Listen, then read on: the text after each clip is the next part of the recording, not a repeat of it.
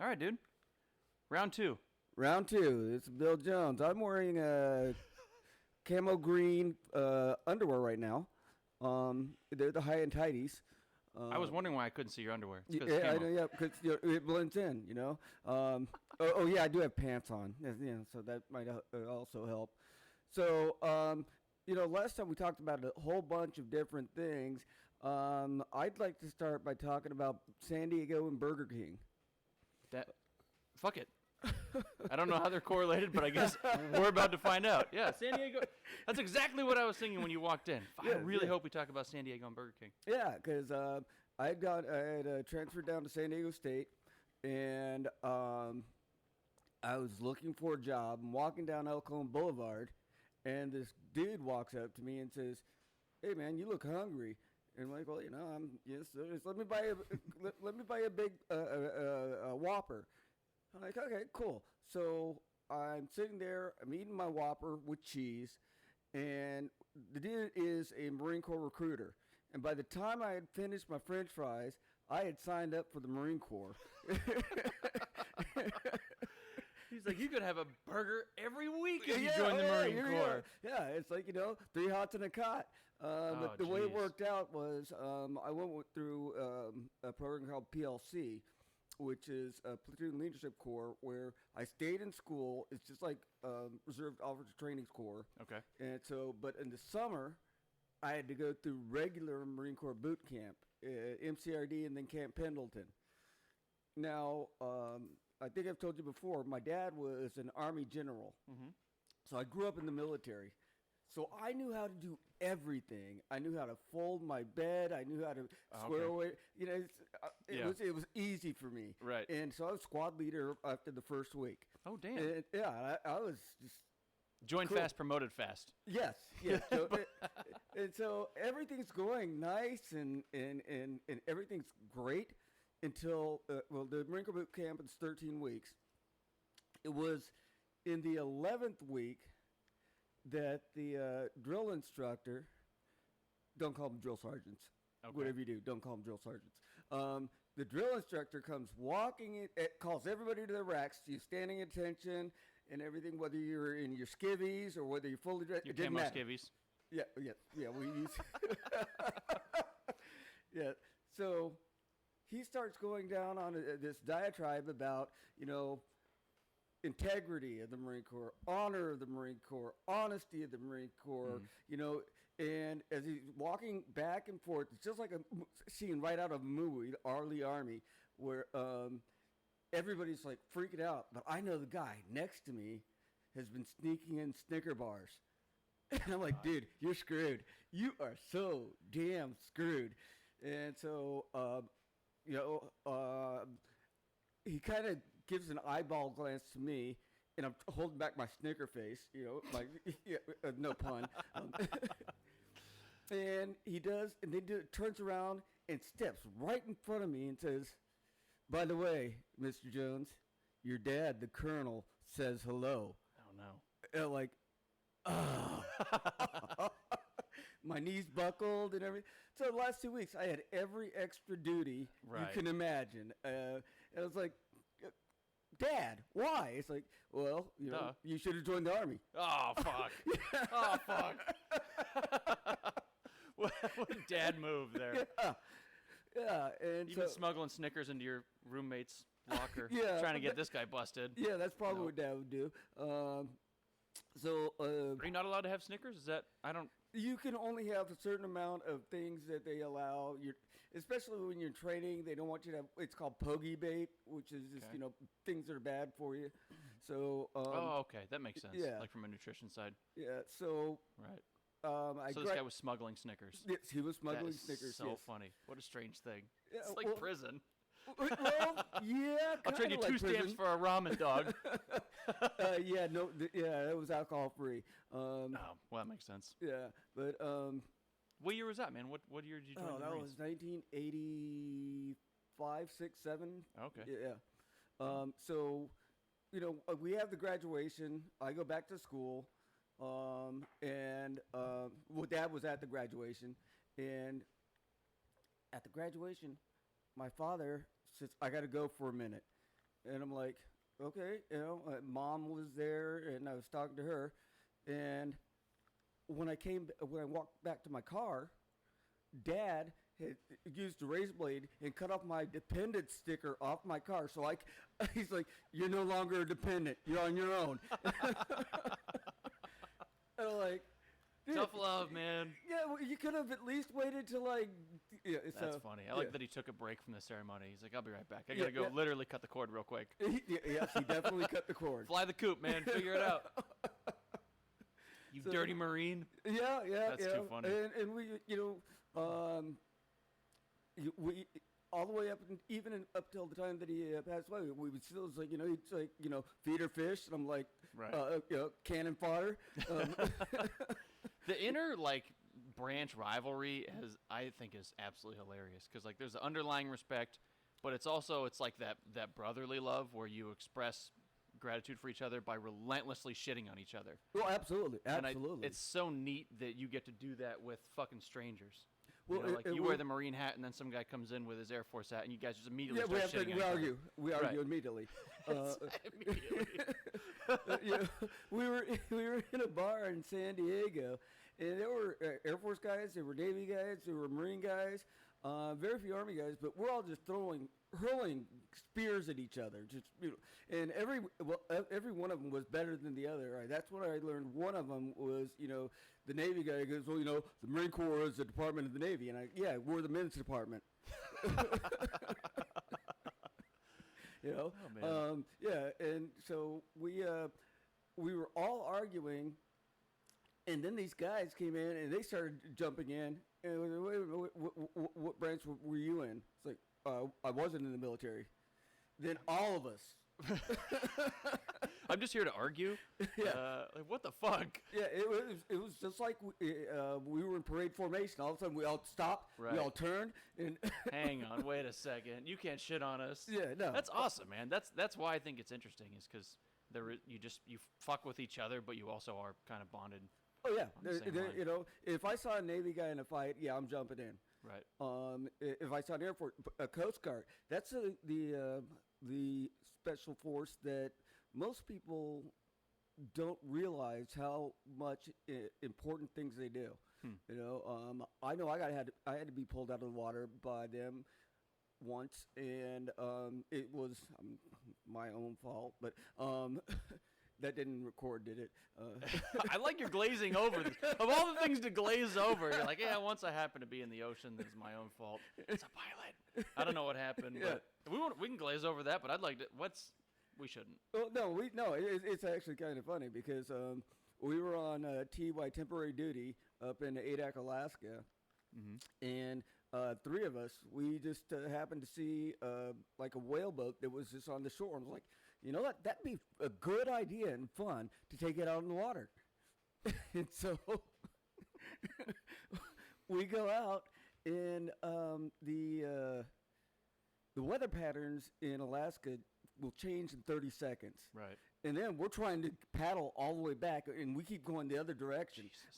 And finally, a Coast Guard, I guess regular patrol helicopter, saw us and saw we were in distress, and they came out and they pulled us. I was like, that's the last time I ever called anybody in the Coast Guard a pirate. Pirate. I thought that was going to involve you downing a Huey or something. Oh no. Just stealing somebody else's boat is a good story too. Yeah. That was borrowing. It was borrowed. You put it back, I'm sure. They actually got it back to shore, so they got it back to shore. Perfect. They give you one of those fire blankets and a hot cocoa, and they helicoptered you back to your cabin and a little medicinal whiskey. While you guys are at it, can you put that boat back for us? It doesn't actually belong to us. So you mentioned Hueys. I love all aircraft, and I respect all aircrafts, but helicopters are not supposed to fly. I'm in the same boat as you. Yeah, actually. It's crazy. Yes, some people will make the argument that, well, you can't parachute out of a helicopter. Well, yeah, you can as long as the helicopter's flying, but if it's getting ready to crash, you have to auto-rotate it in, and that means you have to have a competent pilot. No. Yeah. There's the one force driving it up and the other trying to make it not spin in circles. Exactly. At all times. At 100% of the time it's flying, it's fighting itself. Mm-hmm. I did one test flight in a helicopter, actually before I did my test flight in an actual plane. And we, kind of went around, did some things, and it was one of them fucking mosquitoes. I don't know what it was. But we had come back to the airstrip, and we were practicing hovering at 15 feet above the ground. And the guy was like, hey, this is the hardest part. Everybody fucks it up. What everyone's going to do is you'll start still, and then you start doing these circles, and eventually you'll get bad enough, and I'll tell you, I got the controls, and let go, and I'll fix it.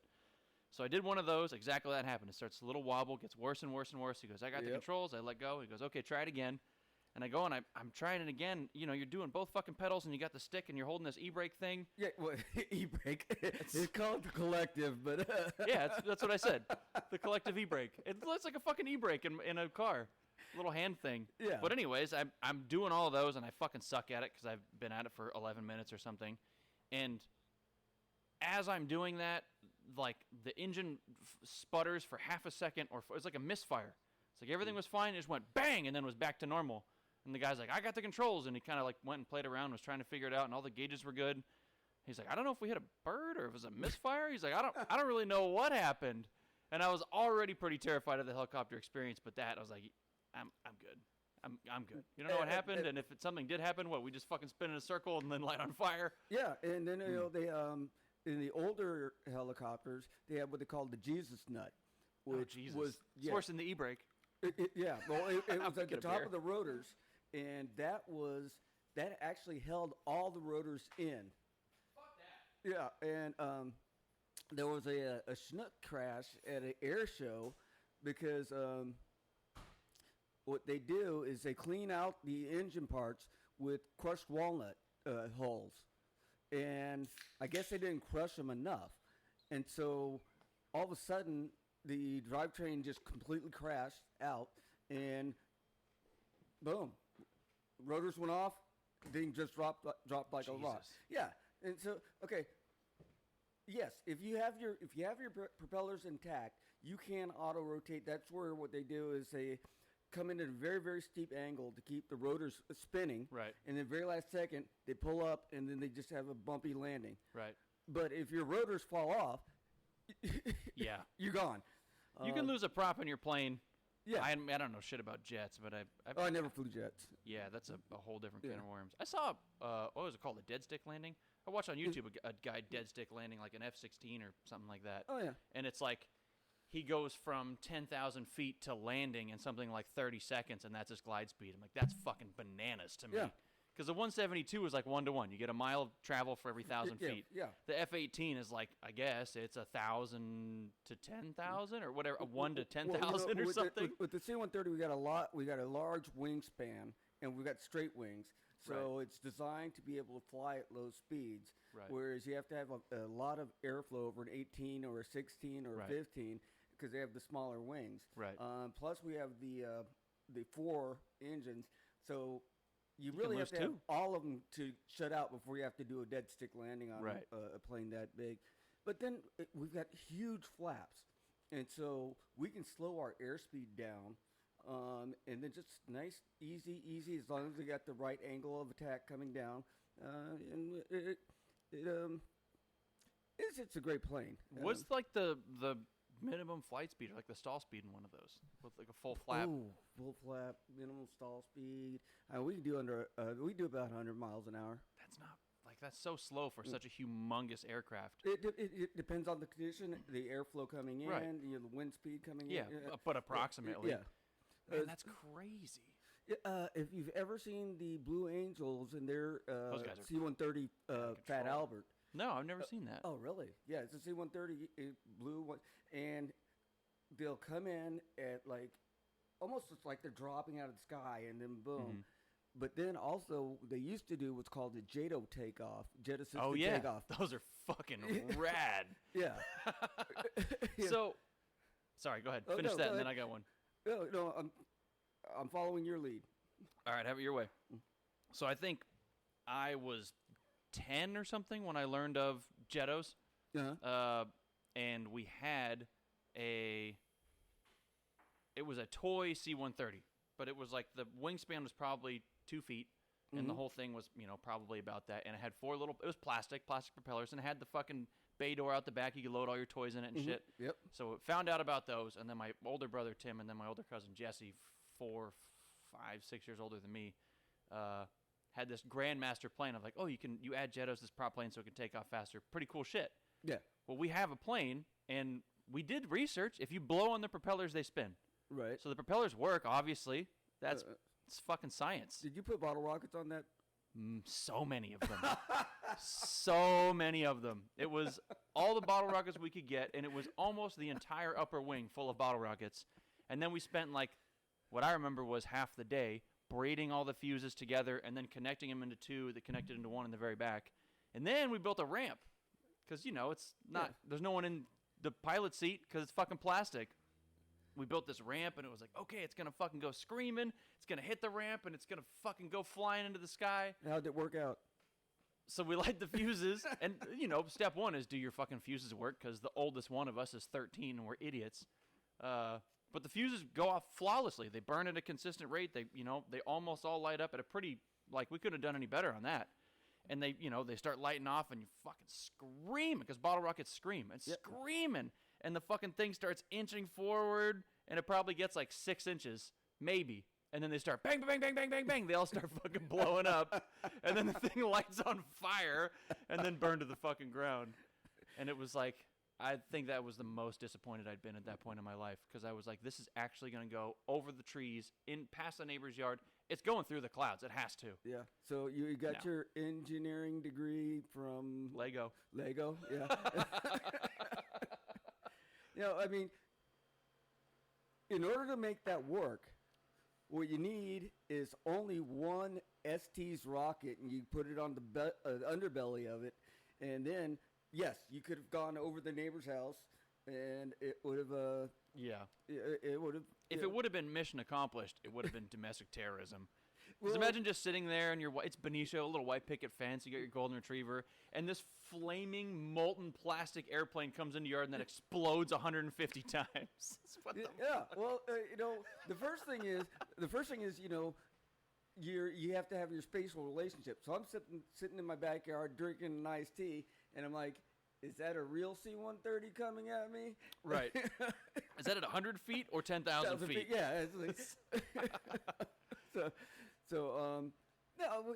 I blew up things as a kid. We did the model rockets, STs, and all of them. And we started designing our own rockets, which some of them worked.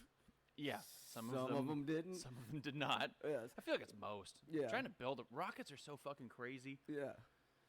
I initially, when I started out in college, I was going to be an aerospace engineer. Okay. And I was doing fine until I got calculus 2. And it's like, look, I'm not going to be an aerospace engineer because this math sucks. I mean, I would draw airplanes, I would design airplanes, model airplanes, again, rocketry. But then when they said, okay, now explain how it worked, because theta times alpha equals beta. What? Yeah. Yeah. Well, I understood 0 of those words, so it sounded like a fraternity to me. Well, theta, alpha, beta. Yeah. Well, it could have been. Pi. But pi 3.14, or 22/7. So that one's easy. I can make the rockets blow up and occasionally take off, but I can't really explain why. Right. There's a big difference there. And it was, I grew up in a time where, I was 5 when we landed on the moon, and so that's crazy. it was, to me, everything about aerospace. So we had the X-15, we had all the the 100 series, the F-101, the F-102, the F-1, and so I was always just excited about it. Plus, we lived on military bases like Andrews Air Force Base, where they had T-38 Talons flying all over, and so for me, airplanes were just wow. Yeah. Yeah. It was. I actually sat down and cried when I broke my knees, because I knew for a fact I wasn't going to be able to fly again. At least not with the military. Right. And I didn't cry for the fact of not being able to fly. I cried for myself being so damn stupid, because I had come home on leave to San Diego, and they were having an alumni lacrosse game. Oh, Jesus. And I was like, yeah, I can play. Yeah, why not? Why Oh, not? God. The smartest decision I've ever made in my yeah. Okay, well, That was it. Was lacrosse? You broke both your knees? yeah. I only got the one with the major screws in it. The other one they were able to heal. Jesus Christ. Yeah, so I've got screws all up in my left knee. So I'm coming home or coming back to base. We did all of our C-130 training in Little Rock, Arkansas. Okay. Which, I mean, on the one hand, I got to leave Little Rock, Arkansas, but not the way I wanted to leave. But I'm sitting outside the door of the CO, commanding officer, and the executive officer comes in. Well, first off, the CO is just screaming and yelling into the phone, just profanity after profanity after profanity. And then he kept saying, Jones. Right. And then the executive officer comes in and says, yeah, I'll see you now. Now, the second dumbest decision I made was when they said, you're not going to fly anymore. Your knees are weak. Because in flying how you have to use your rotor pedals. Right. And even to this day, my left knee will lock. Oh, okay. And think about this: if you're on a United Airlines flight and the captain comes over, and is like, "Ladies and gentlemen, my left knee is locked up. We're going to be spiraling down to your death." Yeah, it's not good. Especially if you got soldiers and tanks behind you in a fucking C-130. You're like, well, just wait it out. It'll yeah. Somebody start rubbing my knee and we'll be fine. Yeah, exactly. You looking at the co-pilot? Can I get a massage? Can I get a massage here? Where's my Thames unit? Where the fuck? God damn it. I thought I left it. Yeah. That's fucked up. Yeah, so I had to go back and they gave me the options. Which the first one I didn't understand. They said, yeah, you can't fly, but you can go ground. And I'm like, no, I don't like camping to begin with. And then they said, you can go JAG. You can say it. And it's like, judge advocate, which is the judicial side of the military. Okay. So basically become a lawyer. Okay. And, okay, at 25, because I knew everything, I said, no.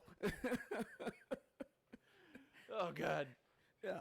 So we're going to skip forward a number of years until 2008. It's like, I need to go back to school. Damn, I could have been a lawyer by now. Right.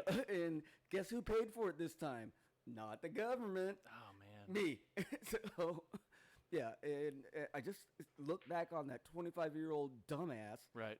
He's like, oh, I want to go play lacrosse with my friends. I want to do whatever I want to do. I'm invincible. I can do everything you can imagine. You don't think about it until I didn't start thinking about it until around 30, pretty, late in the game, because everything's fine, and if you do, you're staying on a fucking ladder and you eat shit, and then 2 days later you're okay. Yeah. And then one day you fucking sneeze and you throw your back out for a week, and you're like, this isn't the same body that I've been living in my whole life. Well, have you ever stood on a ladder, like a 6-foot ladder, 1 foot on the ladder, the other foot on the ledge so you could reach something? Yeah. Which is dumb as hell. Yeah, there's 100 warnings on the top of the ladder that says don't do that. Yeah. Did you? I do it, Yep. well, yeah, consistently now, doing the HVAC. Yeah. I'm on a fucking ladder all day, every day. Spend, hours on a ladder. Of course you use that step. You just got to be careful. Well, I resigned from the Marine Corps, and I landed a job working for the company Mikhail Baryshnikov, which the overall company is Weekend Exercise Company. Okay. Mikhail Baryshnikov was the ballet dancer. Okay. Yeah. It's leotards, leggings, all that stuff when it was hot. Okay. Yeah, Now I'm connecting the dots. Yeah, okay, yeah. Having talked to you many times, now we're on the same page. I get it. Oh, Everybody else listening can suck it, but I've heard the leotard stories before. Yeah, well, because anytime for so many years in sales, my stream of talking is frenetic. It goes all different directions, and you never know where it's going to wind up. That's true. Because you have to be ready for any softball or hardball questions at any given moment. So I'm standing in the foyer of the company, and there were rumors that Mikhail Baryshnikov was actually going to show up, and so I'm having coffee, hitting on the receptionist at our company because she's cute, and I was single. So, okay, and then her eyes just get huge, and her mouth opens. I turn around, and in comes Mikhail Baryshnikov walking in, one of the most talented dancers, ballet, etc. And the dude trips on the first floor stair, and I catch him. Oh. And so I'm like, I got Mikhail Baryshnikov in my arms. I saved you. Yeah, and then the owner, the president of the company comes running out. What are you doing? What is this? And Baryshnikov was like, no, I tripped on the stairs, and Wow. And it's like, so then I go to back to my part of the office, and all the girls there were just freaked out, couldn't talk. And then he comes in, he walks straight up to me. He's like, "Thank you for catching me." And they're like, "What?" They dreamed their whole lives of him falling and them catching him. Yeah. And then, old Bill walks in. Yeah, I got you, man. Yeah, I got you. It's the day you saved his knees. Very good salient point. Very good salient point. And so after a couple of years ago, I wound up becoming moving up through it to a territory rep. So that meant that I had to leave San Diego and move to St. Louis. And I'd been to St. Louis before. I know we lived in the Midwest before, but I got there. Well, I got off the airplane, and I was wearing a nice wool suit. A wool suit? Damn, son. Yeah, it was awesome until the humidity of St. Louis hit my face, and the heat, the humidity, and just going from the terminal to the rental car, I was drenched in sweat. Oh, I was just like, okay, I'm taking the jacket off. And then it was one of those things where I had to find a place to live real quick, and so fortunately we had a co-rep who represented a different line who lived there, and so he kind of took me under his wing, and he's like, we'll get you squared away. Oh, cool. And then I discovered that St. Louis sucked.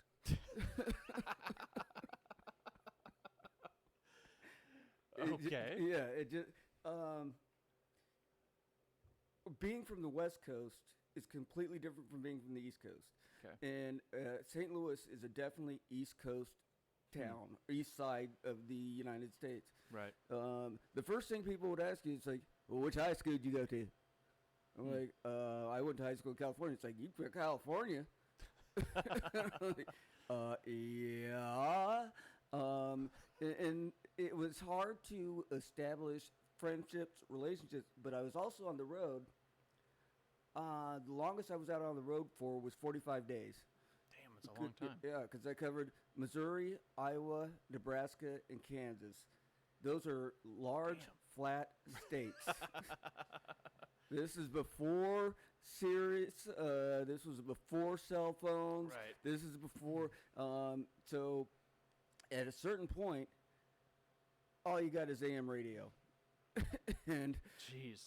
And at some points, the only AM radio you got was Rush Limbaugh. So it's like, I was going to say Bible. Some guy reading the sometimes Bible. Well, that comes in pretty clear. Yeah, well, okay. And talk radio. The only radio stations that I chose to listen to okay, fair enough. was Jesus boosts a signal, I swear. He comes in fucking hot. He's got that vibe. I mean, he's got the that cross antenna that sticks up high. It goes up and then left and right. Yeah, to every other church steeple. That's why they put those crosses so up high. That's it. Yeah. So the AM radio fucking gets blasted. Yeah, exactly. I went out one time. I just paid rent. Went on a long ass trip.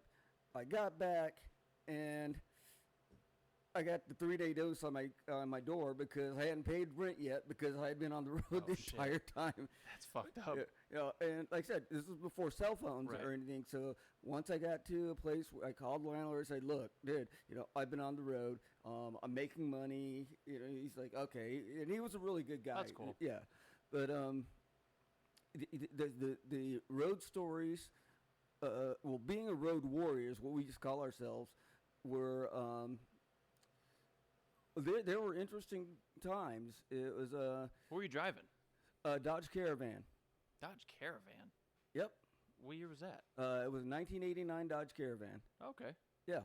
Huh. It was brown, and I could take the seats out of it because I had to carry my sample clothing to show to the different buyers.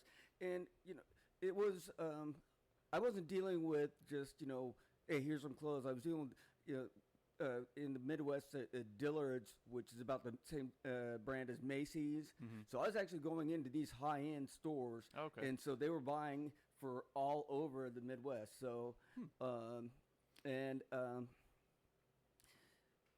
there were times where we'd have disagreements. I'd have disagreements with the company because they came out with a Leotard that had the pattern of a Holstein. They're like, "Man, I can't sell this out in the Midwest." You know what they're going to think about me? You women are cows.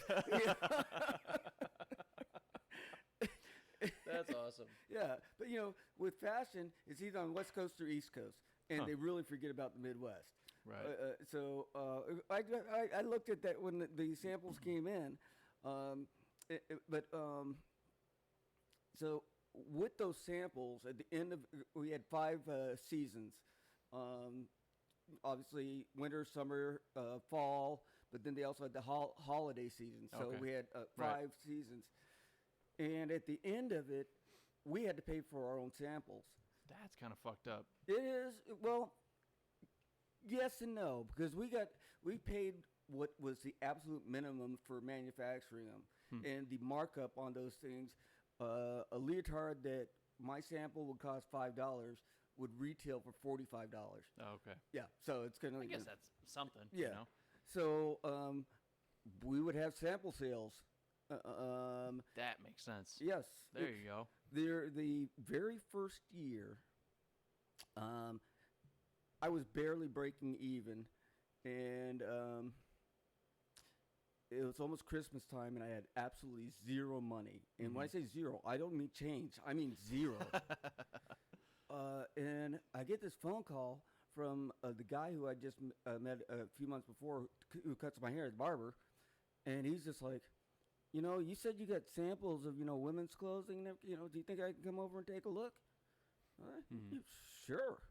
He had about $150 worth of my samples. And it was Christmas time. I was dead broke. And all of a sudden, boom, I got $150. I ran across the street to get a pack of beer. I mean, that's awesome. Yeah. But what I learned after 1 year there, that was Kansas City is in the middle of all 4 of my states. Why the hell am I living in St. Louis?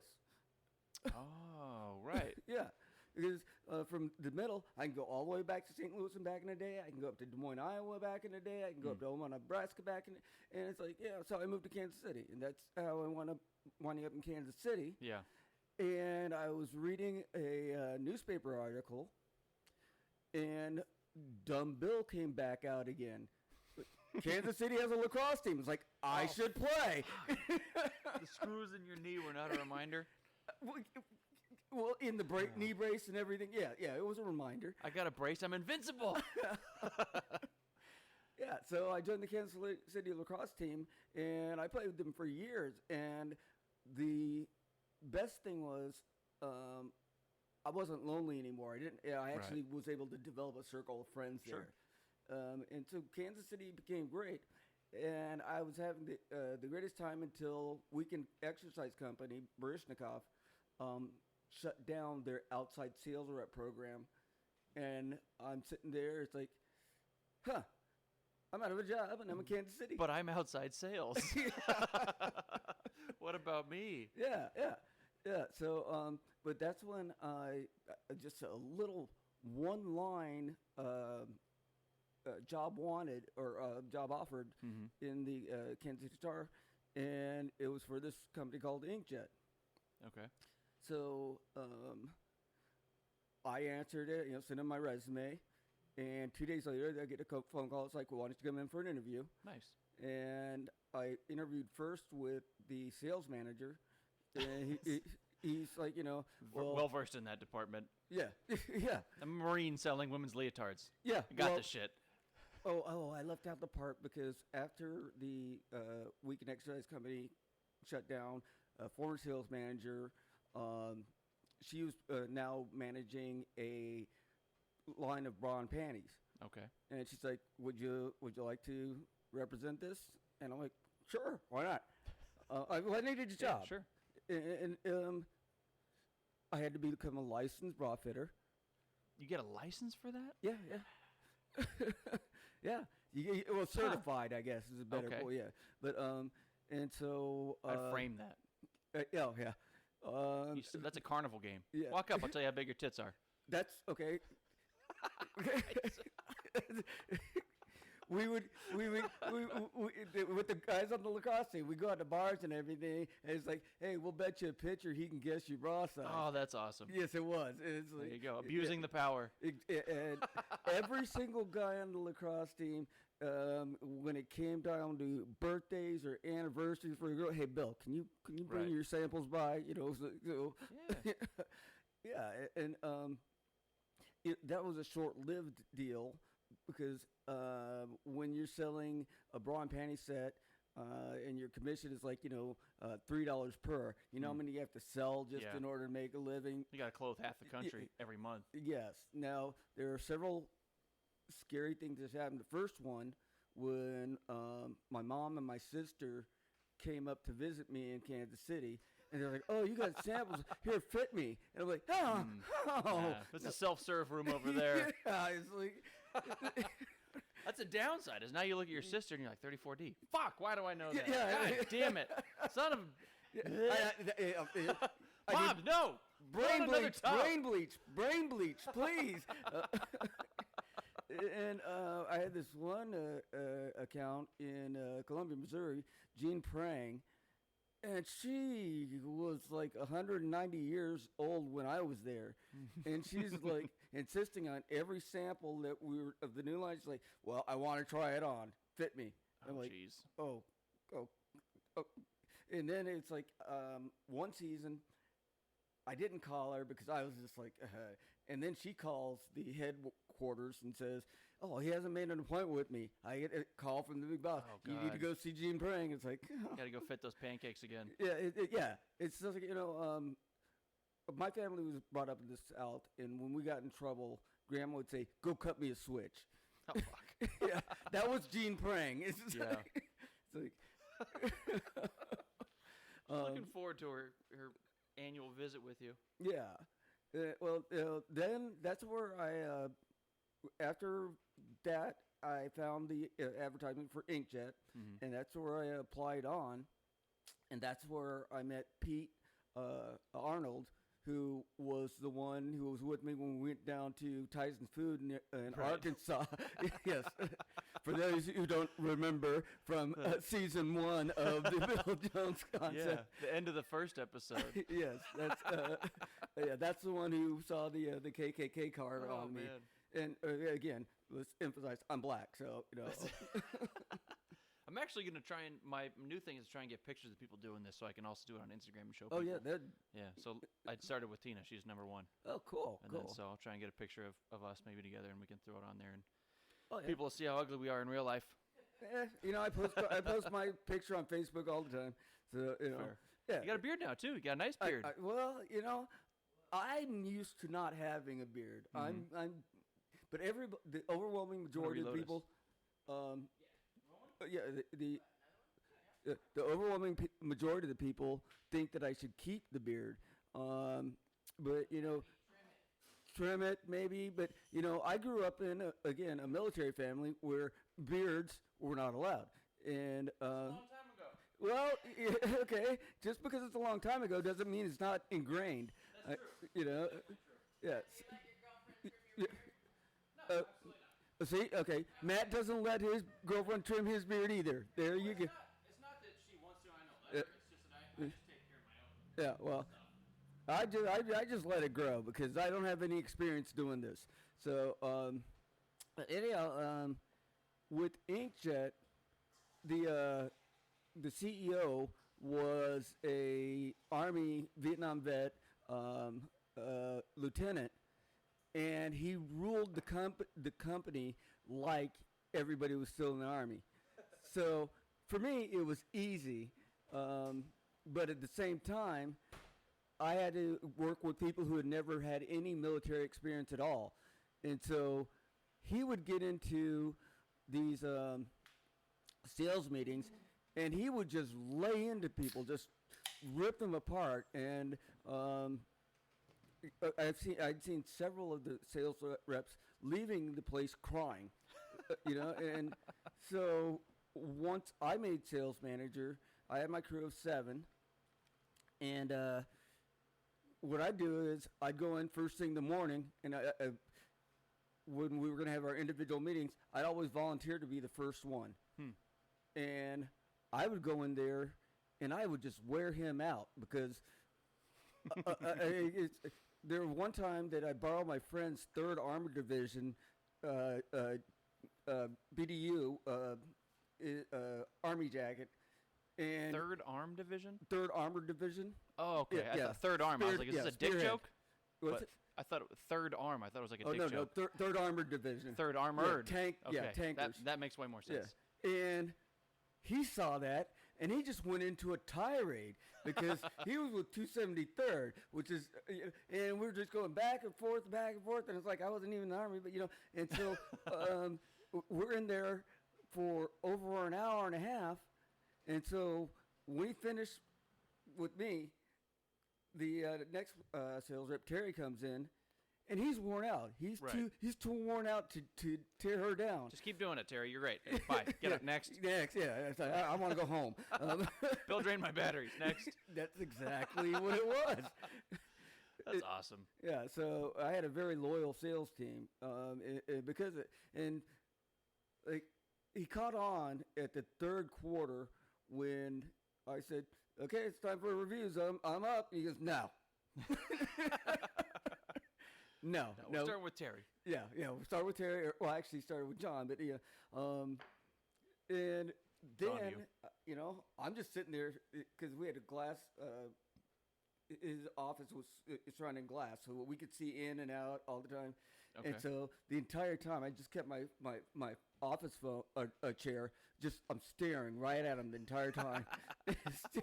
Making him sweat. Yeah. Fucking Bill. Yeah.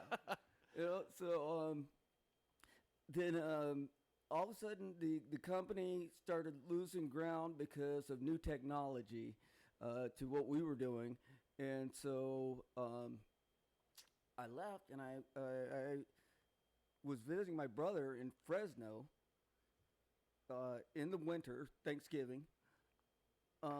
And so we had like 3 feet of snow on the ground in Kansas City. Jesus. And I visited my brother in Fresno for the first time. Right. And it's like, oh, the palm trees. Oh, the sun. I miss it so much. The smell of manure. I missed it so much. Yeah, well, sometimes you overlook things. Fair. Yeah. That's fair. So Minus 3 feet less of snow is huge. Exactly. Yeah. I don't know if you've ever been through a 40 below wind chill. Absolutely not. Okay. Yeah, you don't want to. I'm. You and I have similar body frames. Yeah. And it would blow right through you. Yeah, the frame of a 10-year-old boy is not good for cold winters. Yeah, no, not good at all, man. Yeah. I don't. I've been in freezing snow, but like probably 20s, and it's visiting a place. We're talking not even 40 visiting. below. Yeah, which is 60 degrees less than that. Yeah. Which is, as far as I can tell, 80 degrees below appropriate. So Well, yeah. So we were there until that Wednesday. I'm sitting at my brother's house. I opened up this paper, his paper, and they have a huge advertisement for a company called Neopost. which is, does postometers and mailing equipment. Okay. And I was reading it. It's like, I could do this. I could do this. And I said to my brother, you got a suit that I can borrow? And Not wool. No, not wool. But my brother is about 3 inches shorter than I am and about 70 pounds heavier than I am. Come in flooding. Yeah. Oh, Yeah, yeah. rock that interview. We use staples.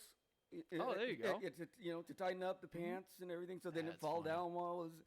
And so I called the people up and told them, it's like, look, I'm in town for 2 more days.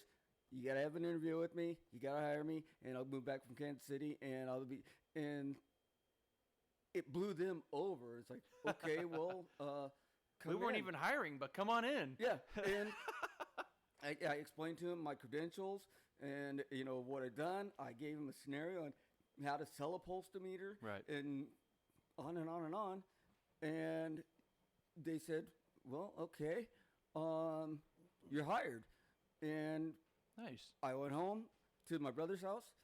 We got on the plane, and I just started packing up and with the U-Haul, and we drove out here. And I worked for them for a while. And my brother's like, "Okay, you just looked at a newspaper ad.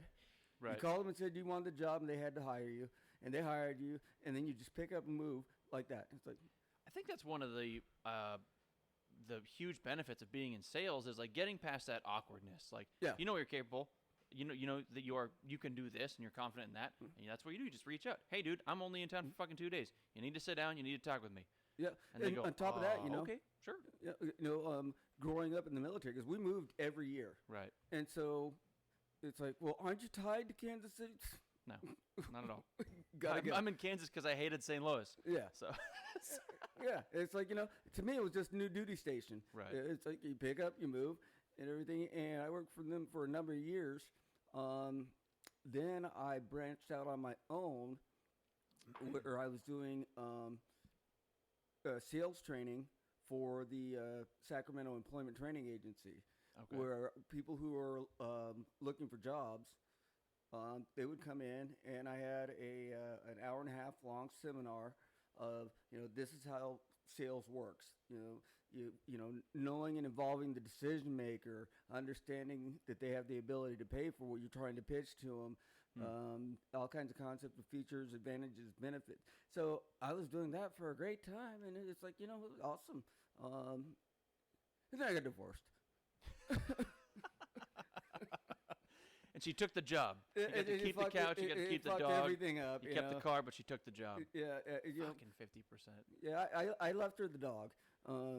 See, there's always a fucking dog involved. Yeah, man. I know. It's like a God country and damn. western song. I like my girlfriend Jennifer and I. Great relationship, absolutely amazing. But I consistently reiterate, like, this is my dog. This is my fucking dog. And when you dump me, this is my dog. Yeah. And everything is great, but she always jokes around. She's like, if we do break up, like, you can let me visit him. Like, he can spend weekends at my place. Well, He's my fucking dog. Yeah, you're a walking, breathing country and western song because you got a trailer, you got a pickup truck. Damn it. You got a dog. I got old lady, Old got a lady. dog and a pickup truck. Fuck me. I'm wearing blue jeans right now. There you go. Son of a bitch. Yeah, you got a ZZ Top beard. That's right. You- Yep. I'll start crushing curs. There you go. So something that is always intrigued me is, how long were you in the military? I was only in for 2.5 years. Okay. Yeah. That's it? Yeah. Well, okay. Because I did boot camp for a year, then I did the 2.5. It was 3 years. Okay. Well, Yeah. I mean, even 1 year is a long amount of time. One of the things that has always kind of pickled my brain is, like, you get into the military and you do this thing, whatever it is that you do. And then you get out of that, and it's so often that the thing you were doing in the military is not something that you can jump into in real life. So, your jump is very, like, you went from flying C-130s as a Marine to selling Leotards and panties. And you're right, which is like, it's not bad, but the jump and the disconnect is humongous, Well, And it's you and then then I got into bras and panties, and then I got into inkjet, and then I got into this place just by fucking calling people in the paper. But it's a tough jump to hyper specialize in something and then get out, and it's like, well, now you're part of the civilian land, and what the fuck are you gonna do? It goes back when I was 12. I got a paper out in Monterey, and it had 48 customers on my route.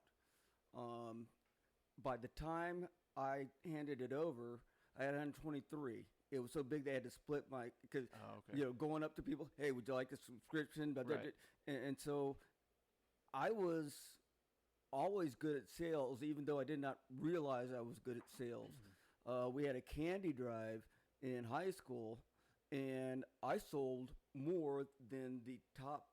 I was number one, and then 2 through 10, I sold more than all of them combined. Oh, shit. Yeah, and so I never thought about it because I had my mind on different ideas. Right.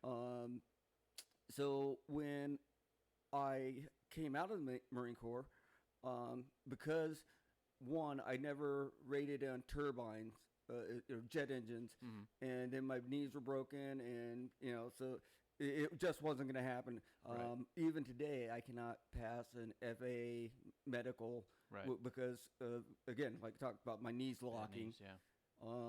And I have to take medication for it all the time, which is kind of cool because I have a standing order for Norco. So all I have to do is call the doctor and say, need some more. It's a nice thing to have to fall back on, man. Yeah. For sure. Yeah. But so when the original job at Weekend Exercise Company, the British Star Company, was not a sales, but I was actually in charge of return authorizations when people would call and say, well, this is defective or this. And what I started doing is I would redirect product to, I don't want this, which the company policy said, well, you bought it, you got it. But I knew that Sue Kawamoto in Hawaii has been looking for these. So okay, I'll tell you what, Sue, you pay the shipping, and we'll have her send it back to you. So the person who didn't want it sends it out to the other to our sales rep, and then they get recompensated. And all of a sudden, I had this network, a sales, and then the company recognized that, and they said, "Okay, we need you in your sales department." Yeah, and so that's awesome. Yeah, that's my initial sales job. Right. I had unofficial sales jobs. I used to hang out with a friend of mine who worked at Roto-Rooter just because it's something to do. And they had this chemical that, you pour down your toilet. And he had never sold one the entire time he'd been working there. And then whenever I'd ride along with him, by the time we were done, and this is less than a year, we had sold over 100 of them. And now it's called Drano. Basically, that's what it was. But, I didn't want to say that. But so that fast forward to when I went back to school again, because I knew I was a great sales rep, but I didn't know why. I mean, I had sales training courses and things of that nature, and I actually did them. So that's why I went into industrial psychology. Okay. Yeah, I know. Everybody says I'm not making that connection, but okay. Industrial psychology is the easier term for it is business psychology. Okay. Why do people buy things? Why is it shaped like this? Sure. Why, top shelf versus middle shelf versus bottom shelf. Yeah, that's Red and all yellow. part of it. Yeah. It took Google months to design the X to exit is what color will people relate to best. Yeah. And so it was an inner exploration of my own mind while actually, learning something else. Right. Behavioral psychology is part of it. All these different things, cognitive. And so there's a lot that goes into that you don't think about. And I kind of cracked that nut a long time ago. And that's when I learned about like the top shelf versus middle shelf versus bottom shelf. Right. And why everything is $99. It's $4.99. You go, it's $4. Right. That's fucking $5. Right. But you think 4 and all that shit. And the colors and all that stuff matters. And have you ever had to figure out where things were in a Target store no matter where you're at? No. Because they put everything so that you're familiar. so you're comfortable. It's like, Huh. yeah. So you walk Yeah, in. the layout, and then it's the fucking what is it called? I call it the fucking gauntlet. But like, if you go to Best Buy and you go to check out, you have to zigzag Oh, between yeah. all the fucking candy bars, bars and and the everything, fucking yeah. controllers, and you're like, maybe I do want to buy Animal Crossing. It's Yeah, right. yeah. It's a fucking goddamn gauntlet of shit I don't want. Yeah, impulse buy. That's it. Yeah, the impulse buy yeah, section. It's a yeah. fucking gauntlet, dude. Yeah, they do gotta it run all through the all time. that crap. Cause, It's wicked smart. Well, Sure, I want a even Toblerone. though I know this, we were in Best Buy a couple of years ago, and they had these portable battery packs where Yeah. you charge them up and then Those are great. and it's like, oh man, they're pimping me, but I gotta have it. I know this trick, but it's working. Yes. Yeah. Yeah, I feel that. Yeah, and so things about that, and after I graduated, Maria had gotten the job up here, and so Like, we just glazed over you meeting Maria. we. Like, Yeah. everything was great, Leotard's fun. Well, Anyway, so me and Maria move up here. Well, that's episode 3. Okay. Yeah, because that's a whole story in itself. Fair. Yes. Yeah, that is a complete story in itself. That'll take Fair. up over an hour.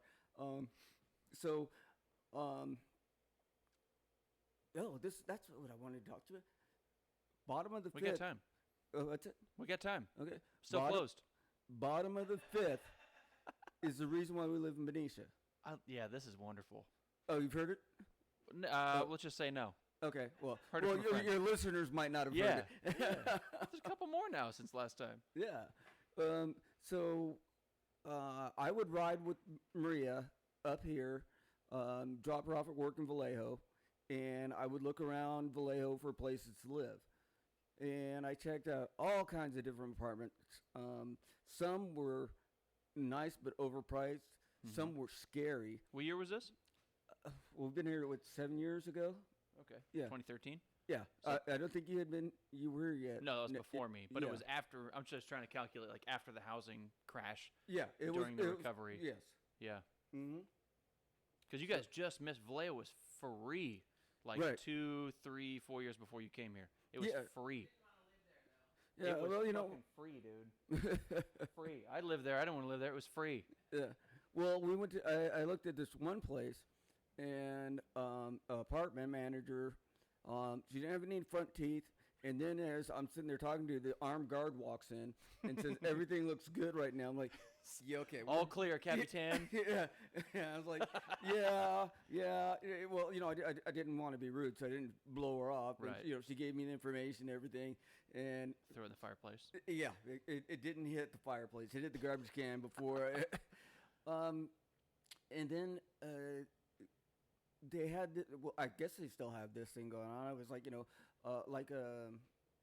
over across the street from where we're at, they had apartments like that where they say, well, it's the rent is based on the prevailing market. So if we only have 2 1 bedrooms or 2 bedrooms, then it's going to go higher. And so it was a sliding rate on how much they would charge. I'm like, that's bullshit. That sounds fucked up to me, but Yeah. I don't know anything about owning apartment complexes. But at lunchtime, because we had been here for the Waterfront Festival and Oh, we yeah. had eaten here, I would just stop in here, grab a bite to eat, and after about a week, people start looking at me side-eyed, and finally, Raymond. Oh, yeah. Yeah, Bud Light Raymond. Yeah. He walks up to me and he goes, "Well, we've noticed you've been coming in here, and you're on your little laptop computer, and That's yeah."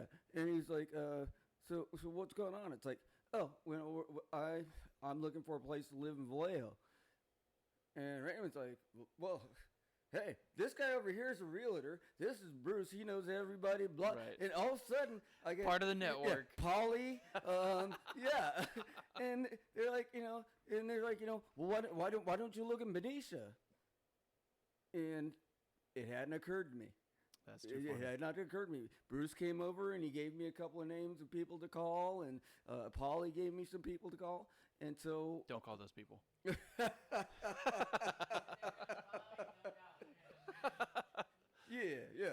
Polly. We got a job for you. He's amazing. That guy is something else. Yeah. So that day I just drove around Benicia, and we found this condo, and the owner Joel. What happened is I said, Maria, because there was one day that she took the car and I just stayed here, and I said, go by this place and check it out. Mm-hmm. And she goes, yeah, well, the owner guy Joel's kind of dorky, but and they're working on the place.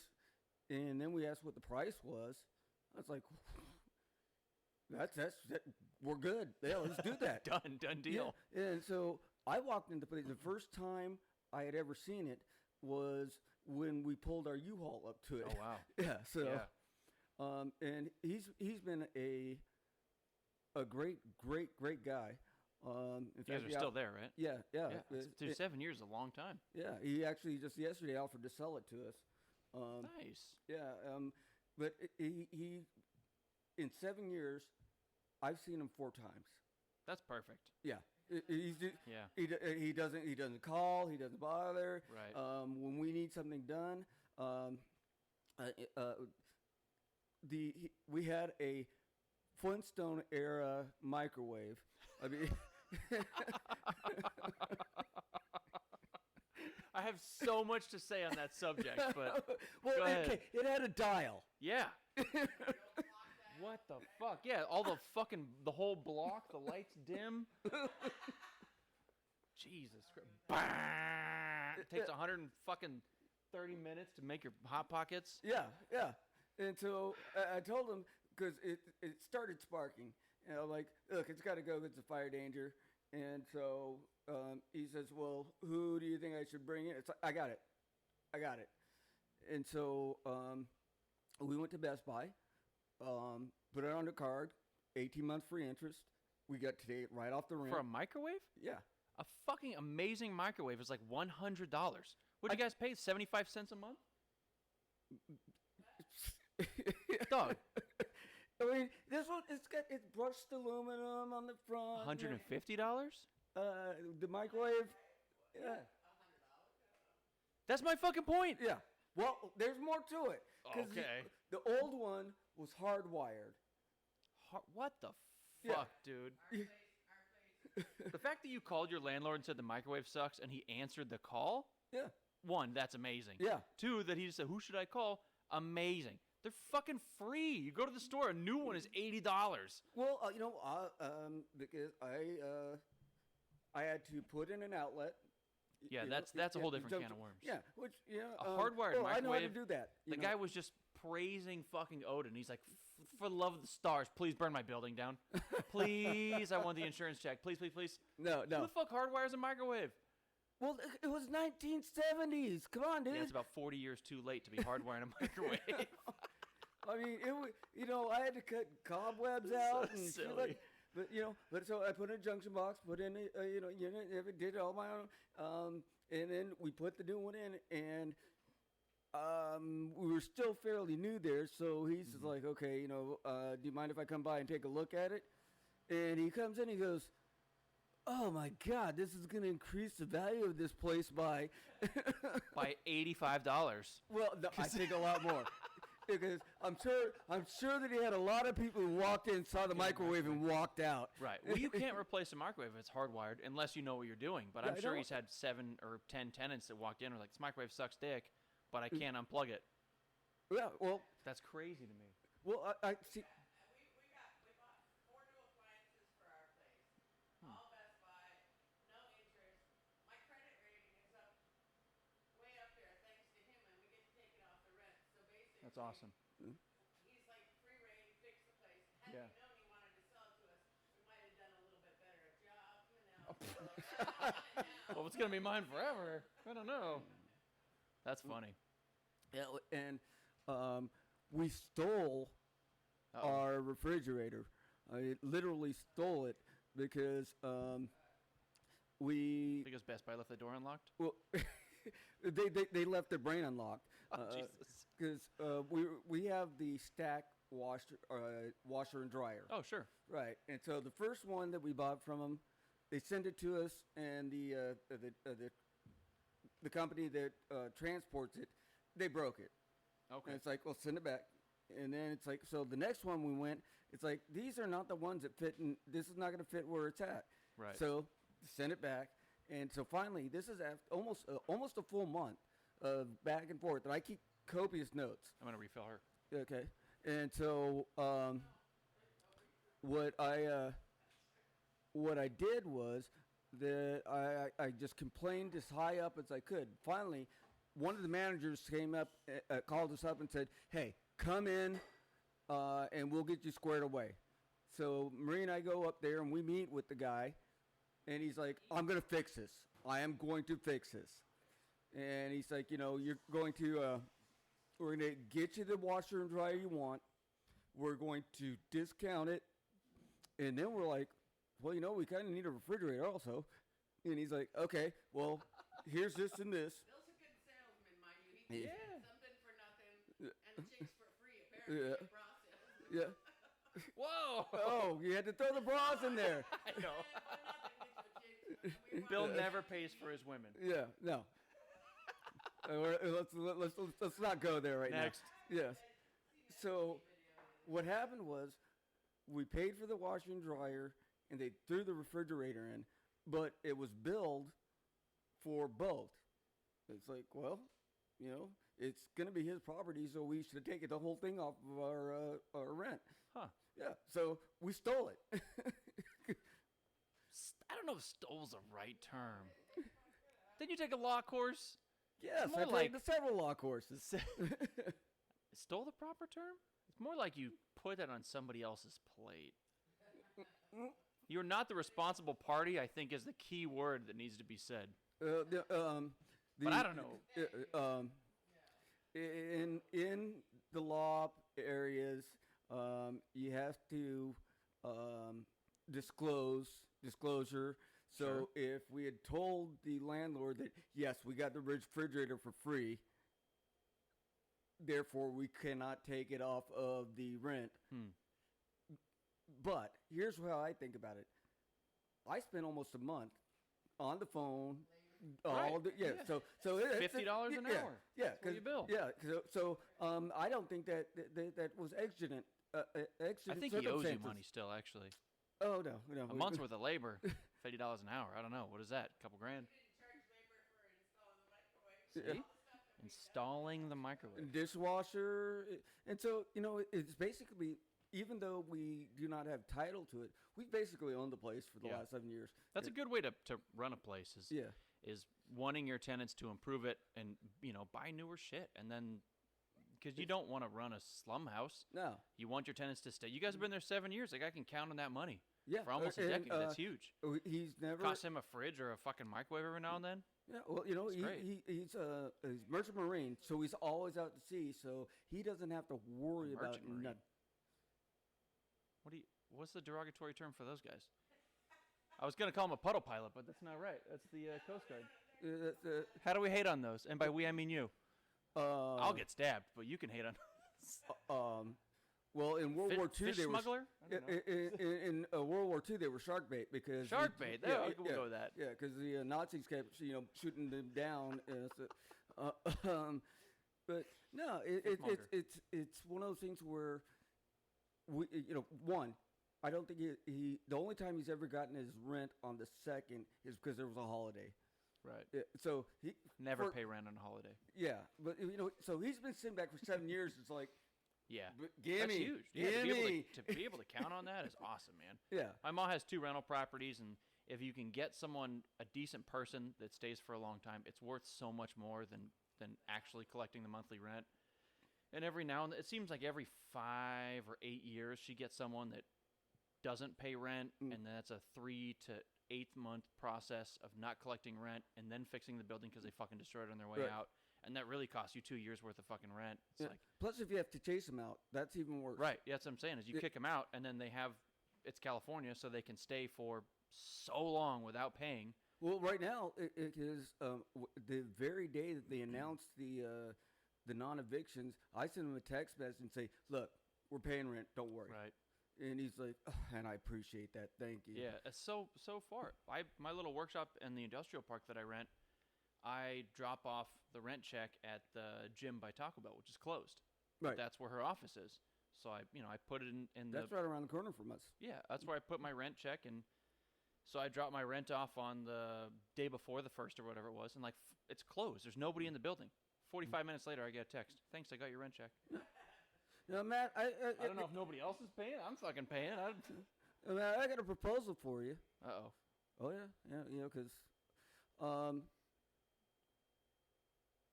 I want to interview you. I want to interview you. That's kind of what's going on. Yeah, no. I mean, from start to finish. You don't want to know. Yeah, because from turkey hunting and That's new. Martinez to so new stuff. I want to sit at your side of the desk, and I want to sit down and do an hour interview with you, because you know what? There are a lot of people don't know all of the things that you do, all of your projects. You can weld, you can fly, you can do sort of. I can sort of weld. I can sort of fly. Well, I can okay. sort of sew. Okay. I can sort of bartend, and I can sort of HVAC. Yeah, I'm a really good helper. Are you doing construction or HVAC right now? HVAC. Okay. Yeah. Because one, I could sort of not want to fly with you, because Sure. if you can only sort of fly. Well, I'm not. I have a license. But, Yeah, it's okay. like I'm way better at flying than I am at sewing, welding, or HVAC for Okay, sure. all right. But I'm not a master. If we happen to be in a 172 and the pilot kicked the bucket, there's like a 99% chance everything would be fine. Well, I don't have a license, if you and I were in an airplane and we were flying, even though I'm not supposed to fly because of there's a 99% chance that I'm going to say, sit down, little shaver. Yeah, 100%. Fuck it, I'll do the radio calls, dog. You're PIC. My 80 hours ain't shit compared to what you got. Yeah. I've been flying mosquitoes for hours, I tell you. Yeah. I'm better than someone who knows nothing. That's always the best thing to have. Or somebody Sure. who thinks they know more than they do. Those are the Yes. worst things. I try and be realistic about my skill set. Yeah, Which is, I got into the welding thing for fun, and I had a couple people like, hey, can you weld this? Can you weld that? And one guy asked me, hey, I have an iron gate. Can you weld it? I said 100%. And then one guy goes, hey, my fucking... Right. It's non-structural. It's a fucking stupid gate. Keep whatever it is. And then some guy's like, hey, can you weld the swing arm on my fucking Harley? My Dyna? I'm like, no. Absolutely, 100% no. Yeah. Well, one, that's a good-looking machine, and I'm not that And two, fucking you good. don't want the wheels to And fall two, off. yeah, I'm not fucking good at what I do, man. You don't want to save. Never cheap out on tattoos, sushi, or toilet paper. Live my life by it. Yeah. Some things is just fucking pay. How much is a tattoo? $1,000. Here you go. I don't want blood poisoning. No, thank you. I'd like it to last more than 6 months. Thank you. I don't want the name spelt wrong. Yeah, it's funny It's not because fucking worth it. what was it? 3 weeks ago, I was in the store and I saw toilet paper on sale at a really, really good price. We got it home. It's like, oh man, this is the worst toilet paper we've. I mean, not even one ply. 0.5 ply. Yeah, the toilet paper here is 10 times better. It's 80 grit. 0.5 ply, and then you're like, oh, well, there's only $3 for a 12-pack, but then you don't factor in the fucking hemorrhoid cream and the pain and suffering and the underwear changes and how much laundry detergent you use because of fucking bloody butthole syndrome. Yeah, Dog, plus I've been down that road. all the issues that have been going on with my butt. That was even worse. It's like, Well, you in particular, yeah. All the fucking poking and prodding and probing. Yeah. When I was living in Vallejo and I was literally so broke that I didn't get to eat food every day. Yeah. I would still go get the Charmin Quintipio Mega Ultra Pleated double ply. I want the bear fucking with the fat wrinkled cheeks rubbing that shit on his face, because I think I got like 2 6-packs of Basic Red. It's like 99 cents. And you fucking wipe your butthole for 2 days and you can't sit down. It's like I'm the kid too. I'm 23. I'm invincible. I wipe my butthole with Basic Red. I can't sit down. I literally had to start taking a shower to wipe the shit off my asshole because I couldn't wipe anymore. Well, see, 99 cents. Going down in the conversation. oh no. You asked to talk about me. Yeah, I know. I said, but You I did want. this, I Bill. really want to do a start to finish. You did this. A start to finish conversation with you. Because you've interviewed so many people, but nobody has interviewed you yet. I'm trying to talk more in these because they inadvertently kind of turned into interviews. Uh-huh. So the last couple I've been trying to talk more because it's like I want to make it more of a podcast and less of like an interview.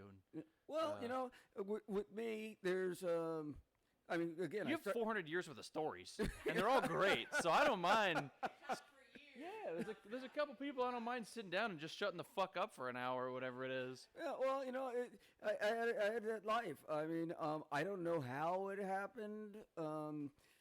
You made it happen. You make everything happen. Well, You were my eating a dad burger, made it and happen. then you my were a mom Marine. made it happen. You My quit sister, the Marines, brothers, and then you were a leotard salesman, and then you got into bras, and then you got into ink. panties. Yeah, the guys on the lacrosse team called me the Panty Man, and it's like they actually. I've heard worse names. Yeah, I know. It's funny because there was a Christmas time, and we weren't playing because of the snow and everything. But we all got together for a Christmas party on the lacrosse team. And I walk in, and they start singing a parody of the Candyman. It's like the Panty Man can, the Panty Man can, 'cause he makes it. Panty Man came, and he sized all the bras right, and we got our girlfriends things that fit, and we all got our dick sucked. Yeah, pretty close, It's all fun and games until Bill makes everybody's lives better. Just saying. Yeah, because the first thing that the team captain John Brenneman said, "Did you bring your van?" Did you bring the panty van? Yeah, the panty van. Oh, that's awesome. Yeah, and so,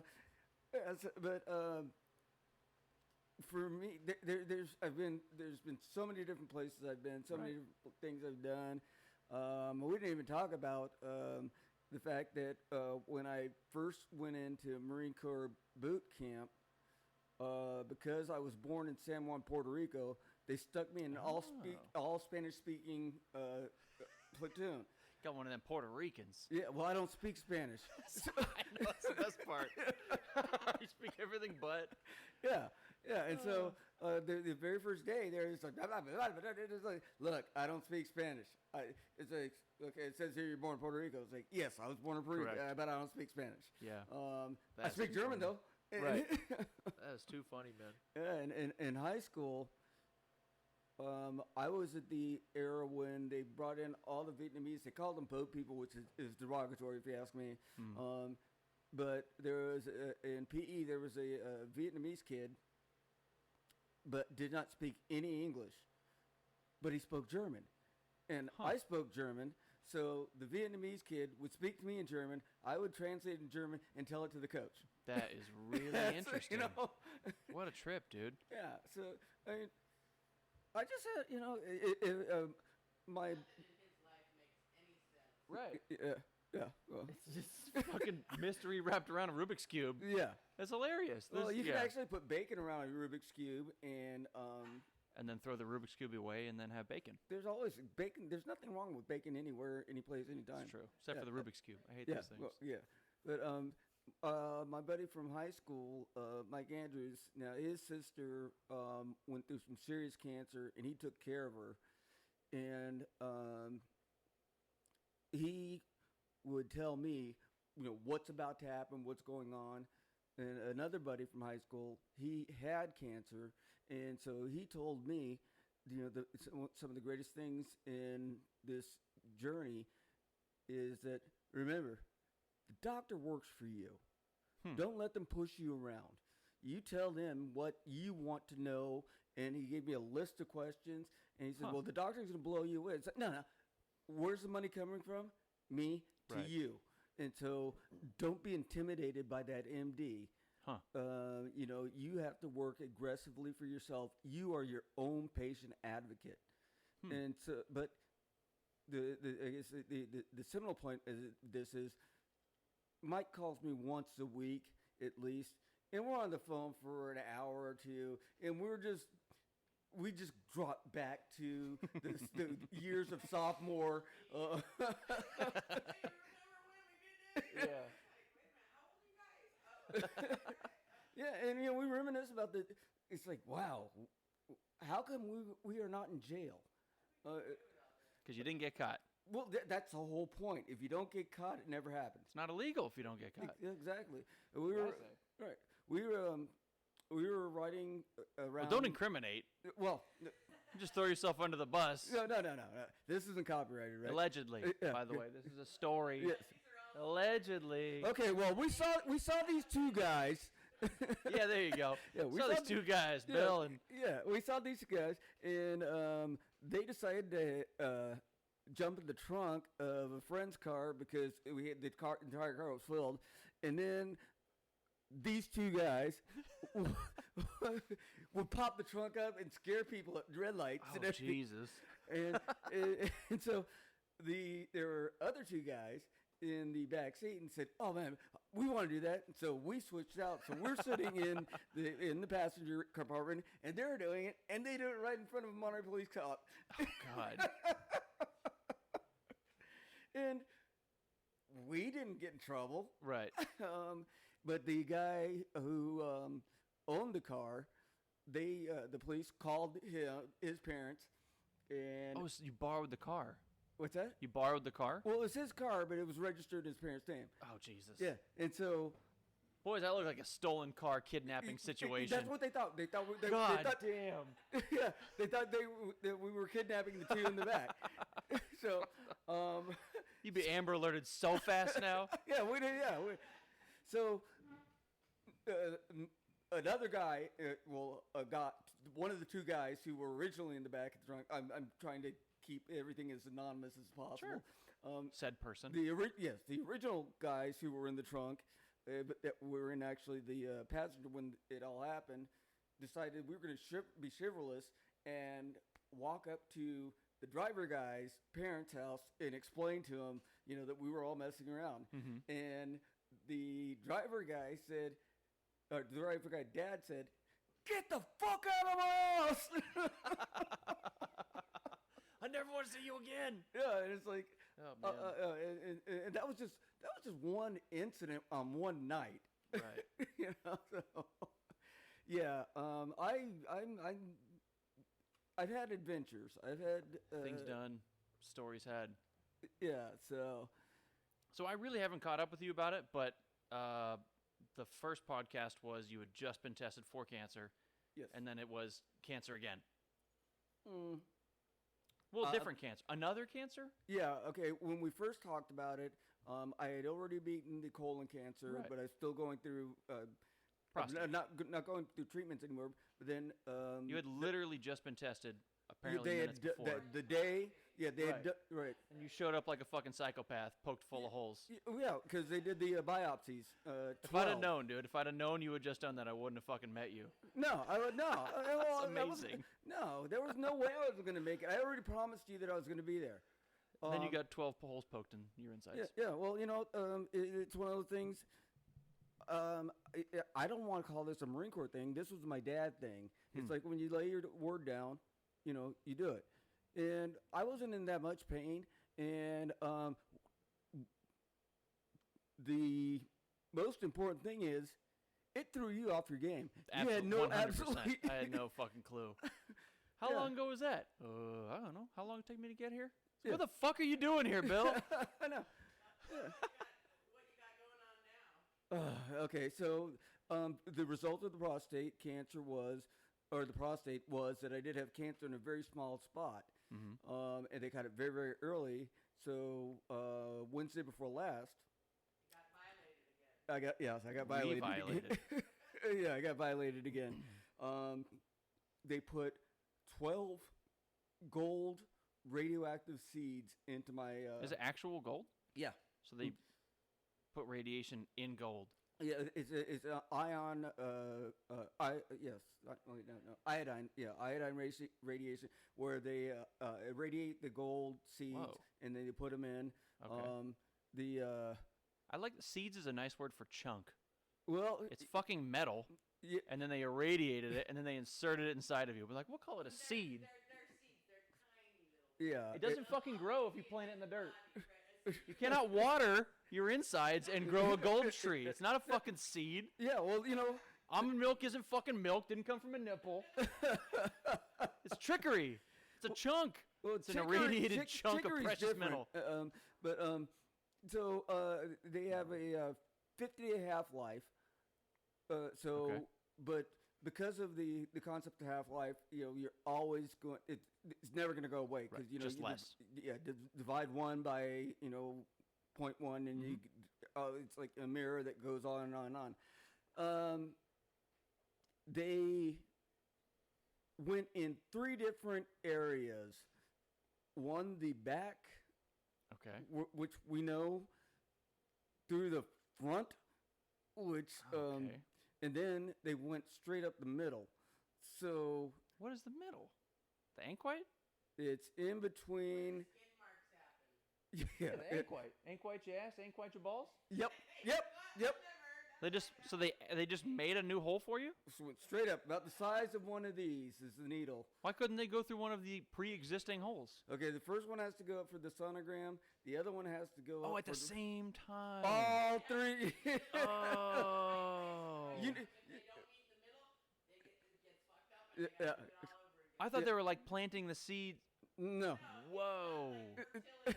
No.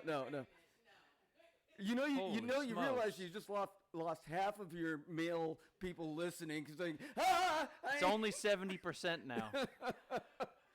Yeah, so it wasn't bad when I got home because they did under general anesthesia, Okay. and so Thank the when I got stars. no kidding. When I got home, I just went to sleep, but then around the middle of the night, I woke up and it's like, wait, but because of my knee injuries, I've got Norco on tap, and so it's like boom, boom, On I'm tap. done. Yes. And they didn't give you anything? They give you a couple of those like Tylenol things? One of That's those what they garbage They bags? said, yo, just take acetaminophen, regular Tylenol. We put and I'm like, things in 2 places where they don't belong and then added a third hole yes. and have some Tylenol. And I That said, should be fucking criminal. I've got Norco. You can kiss Yeah. my Tylenol ass. God damn right. But Hey, go headbutt a wall and try and go to sleep. I'm not going to take a fucking Tylenol after that. yeah, so okay, I'm going to go into dark territory here. So I came home and I've got this pad strapped to my ass, and it's like if you notice any bleeding or Right. discharge, just replace it with a pad. I'm like, a pad, and she's like, yeah, Like an actual pad. yeah, and I'm Like like a maxi pad. yeah, and I said like, what my girlfriend? She's like, yeah. Okay, so Oh, great. so it's midnight, and I wasn't sure if there was any bleeding. There was a tiny bit of discharge. Mm-hmm. So I'm trying to put this maxi pad in on my underwear, and and it takes me 5 times to get it. Yeah, because in panties they have what's called a gusset. It's a little triangular part, but Right. I'm sitting there and it's like, nope, that's not right. Nope, that's not right. So it took me 5. So I have absolutely huge respect for any woman who's ever had to put on a maxi pad, because I know that if it were for me, had to do it 5 days a month for 37 years, that I would fuck it up so badly. Well, I think not to discredit that, but also like there isn't that area on boxers or boxer briefs. So you should have just grabbed a pair of her panties, put them on. It would have been way easier. Okay, you know what? You're fucking crazy. What the hell's wrong with you? That's the line. That's where you got the line. What the hell's wrong with you? Too much, man. A little duct tape it to the thighs. I don't fucking know. Okay. Yeah, there's no winning with that. That's Yeah, no. Damn. But the win was that I woke up in the morning and everything was fine. Good. And it's like, I don't know if I can ever look at that pair of underwear again, but throw them away. yeah. Hello. Burn them. Yeah. So then we really can't do anything. Last Wednesday, they had to give me a shot. I think you might have read this on Facebook, but the doctor goes, "Okay, we're gonna start you with a low grade chemo." And I looked it up, and it's like for it helps the radiation get through, and it basically advances it. They use it for a lot of different things. Okay. And so I was like, okay, let's do it, doc. And he goes, oh, no, I'm not going to do it. My medical assistant is. It was, That's below my pay grade. well, okay, so it's a 30 some odd year, very, very hot Filipino girl. Okay. And she comes walking in, I go like, I raise my sleeve on the left side. She goes, no. It's like, so, okay, I raise my sleeve on the right side. She goes, no. And What is it, a guessing game? She should fucking tell you where it's going. She did. She goes, we have to do it in your buttocks. Oh, jeez. And I'm like, so, okay, super hot little Asian girl, and I got to drop trowel. She's just like, look, you know how many asses I've seen in my career? And I was That's like, fair. but you haven't seen mine. That's I haven't shown you mine. That's the big deal. yeah. And so, you know, she nails it. I've got the She nailed it. yeah. She nailed it. Yeah. These are stories I haven't heard. 10 out of 10. It's posted on Facebook. Yeah. Yeah. Well, okay, nailed it just came out as I said. Oh, we're killing you, Matt. Oh, I'm man. sorry, man. So it you know, it leaves a lump and a bruise, and so the good thing is I don't have to have another one for 2 months. Okay. So it's the same drug that they use for endometriosis and things like that. So it's not anything major as far as side effects. They said I Okay. might lose some hair, which I already said. You know, I'm already starting to get a sunroof anyway. So Pretty late in the game, man. You're doing good. yeah, well, You got plenty of hair. You got this fresh beard? okay, you haven't seen the top, bro. It's getting thin up here. Where? It's a moonroof. Looks pretty solid to me, dog. Okay, well, and so basically we're just doing follow up now. Good. There's a lot of things that it surprised me. I cannot go into a major airport like SFO because I can set off the radioactive That's detectors. I know. That's And amazing. they said we can give you a card that you can that could explain that okay. A this rad is- card? Yeah. Like I'm fully radiation- irradiated, VIP. Right. Don't yeah. stand next to me. I need to cut in line. And I was like, okay, I'm a black guy with a beard and set off radioactive detectors. And when the cops come rushing at me, he's like, no, I've got a card. Let me draw my card as fast as possible from my pocket. Yeah, no. Just, yeah. It's like, wait, don't tackle him. He's got a card. Right. Yeah. Don't touch him. Yeah. 6 feet. 6 feet. 6 feet, man. Yeah, I'm not allowed to be around pregnant women or young children. Huh. Yeah, because Wow. I'm kicking off Damn. isotopes, I guess. What a trip. Yeah, but that's only for 50 days. Right. And then I cannot eat shellfish of any kind because they contain iodine, and because Oh. the seeds have iodine, it can actually overdose on iodine. Whoa. Yeah, I know. It's kind of trippy. Yeah. Yeah. I know he also blows up like blowfish with Blowfish. scallops. Scallops. He's definitely allergic to scallops. Now I can't. No, I'm not doing fugu because that can kill you. So if you had scallops, you just go Hiroshima. You just. Well, see, That's it. and I keep It's a asking people, toast. from the very time they told me they were going to irradiate me, I said, look, I want to come back as Godzilla. You have been saying that. And so I woke up in the recovery room. It's like no scales. Damn it. No. No tail, no fucking no- laser eyes or fire breath. Yeah, well, I actually did have dragon breath afterwards, but that was just. That's good, man. It's like, what is it, 97%? 97% cure rate. That's so, fucking really good odds. yeah. So That's good. it's right now it's just more of a hassle. And the funny thing is, 3.5 years ago, well, almost 4 years ago, this all started because I was supposed to have knee surgery. And, I had gone out to the surgeon center, and they said, your hemoglobin's too low. We can't do surgery. Really? Yeah, and then at first they thought it was just an iron deficiency, and then as they moved through, and then they found out it was colon cancer, and then the colon cancer led to so. Damn. Yeah, I know. For the past, let's see, did you know me when I had my foot surgery and I was in the boot? Yes. Yeah. Yeah. Okay. So that's 5 years ago. So Yeah. 5 straight years, I've had nothing but medical procedures. Yeah, pretty much since I met you. Yeah. Is you come in with something. Yeah, I know. Insert ailment here. Exactly. It's kind of like, okay, hypochondriac. No, you're not making it up. Yeah, well, okay, they cut parts out of me, so no, I'm. You showed me a picture of your foot. That was fucking real. Yeah. Cancer's real. Yeah. You would not be getting these procedures done for fun. I'm quite. no. I wasn't there. I'm More pretty certain. specialist that Right. any man should ever see. Yeah. Well, I've got the overall.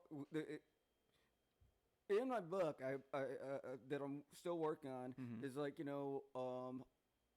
I'm grateful for cancer because I wound up getting a doctor, an oncologist, who decided to take over everything, and so she's the one who's going here. That's good. And so she is looking out for everything for me. And so I know a lot of people think, how could you be grateful for cancer?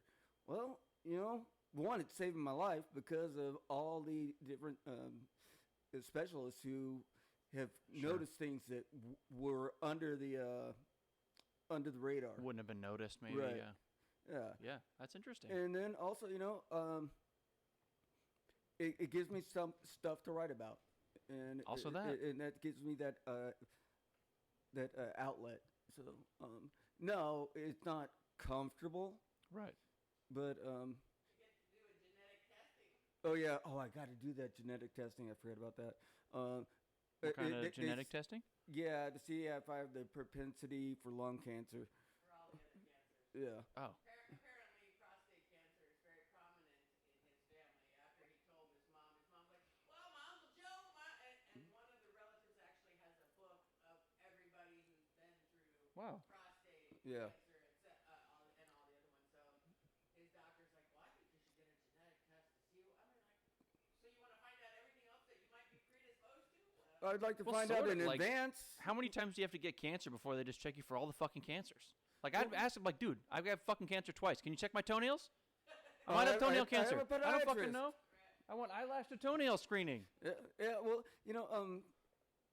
some of the cancer screenings are so invasive they don't want to do it until they actually have a manifestation of it. Oh, okay. Yeah, but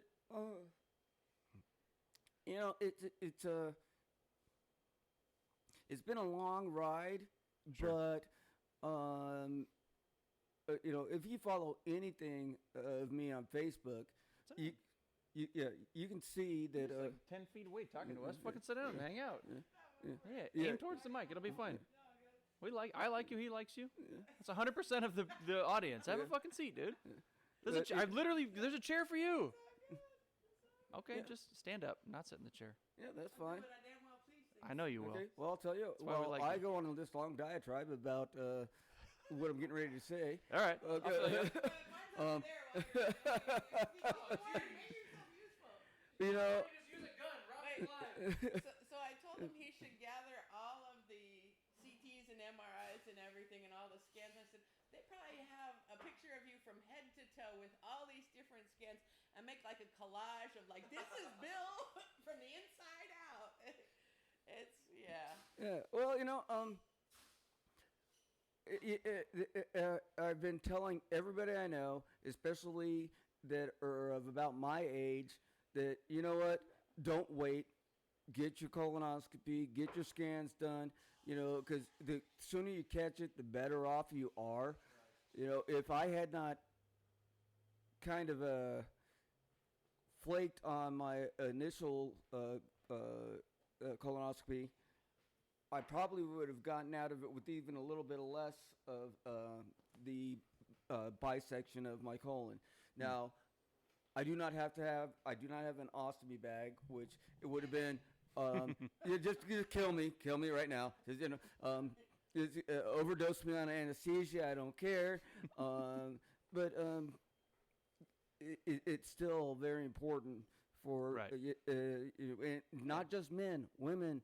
I still have mine in the back. But Yeah. he's upset because I don't have to have the colonoscopy. All I got to do is send in a little sample.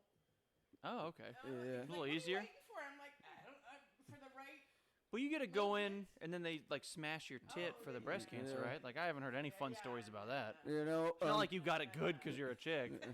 you know, this is actually broken down into a shit show. Well, that's okay. We've been going a long time, and I'm all about it. I'm having fun. But no, the funny thing is, once I get through this one, after 4.5 years, I'm gonna be able to get my knee surgery. Everything else will be falling apart, but So I wanted to, and I forgot, and then I was gonna do it, and then just bring it to your house, and then I was gonna get it, and then bring it to this, and I've forgotten 3 times. So I'm just gonna tell you, and we can move past it. But I was gonna get one of those balloons that says like "It's a boy," you know, for like you having a baby, and I was gonna Sharpie it out, and I was gonna write cancer. Like it's a cancer, you have it again. Well, make sure with the whichever. it's down to a cancer reveal party. Yeah, I know. I was gonna say, make sure there's an. There's no pyrotechnics. Yeah, make sure it's an inert gas that you put into it so it doesn't. Argon balloon. Yeah, so Yeah.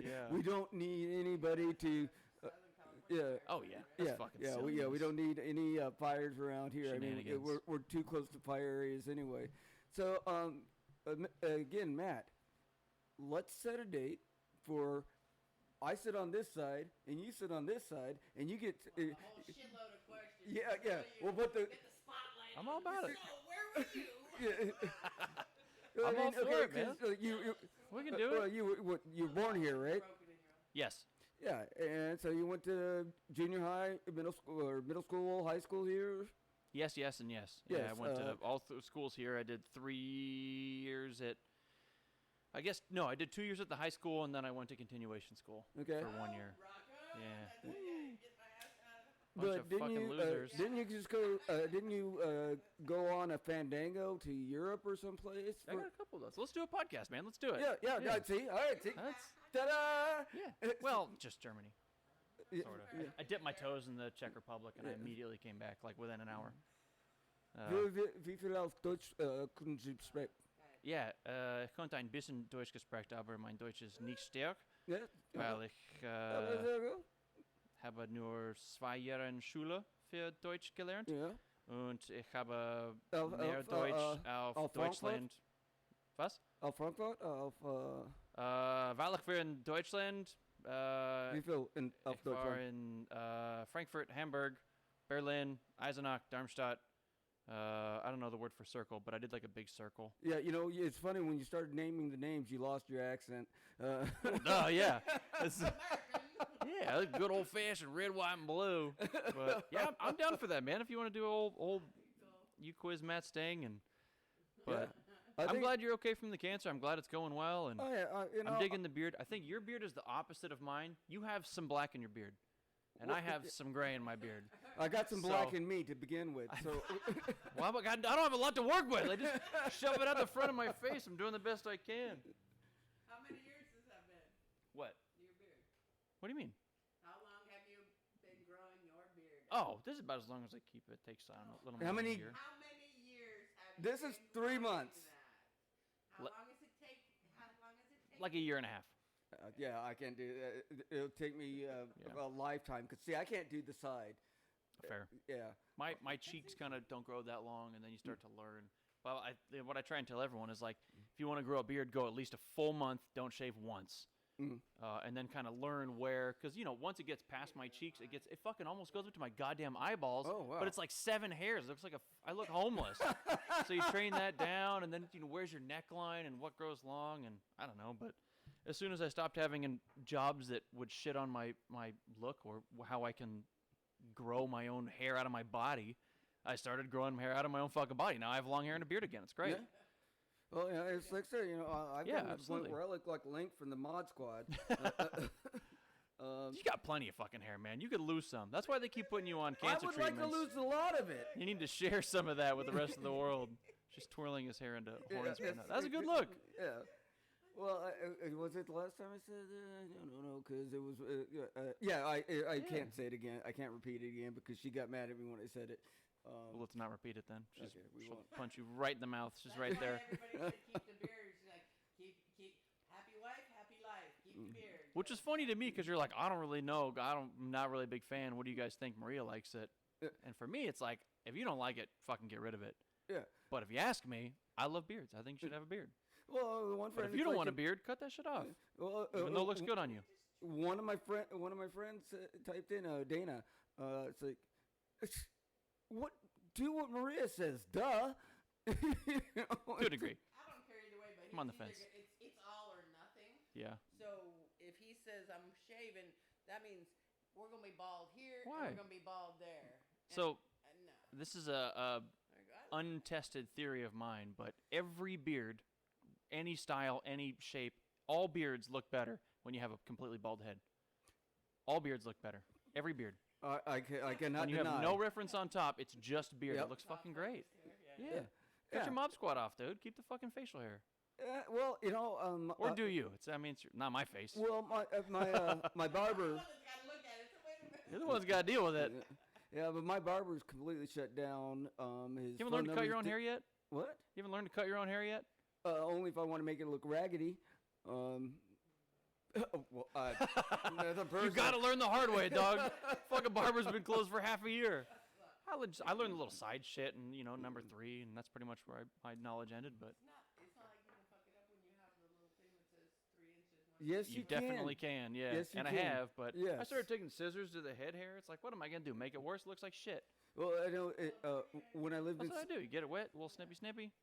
when I lived in Santa Rosa, I made the mistake of going to Supercuts, and the guy kind of Yeah. looks at me, and he's trying to cut hair the way that he cuts hair with white people, pulling a little Right. bit up, snip, pull a little bit up, snip. Whole different game, dude. Yeah. It's like I need to go to New Zealand where they have sheep and they know how to shear them in like a Yeah, minute. and some Maoris, those motherfuckers. Yeah.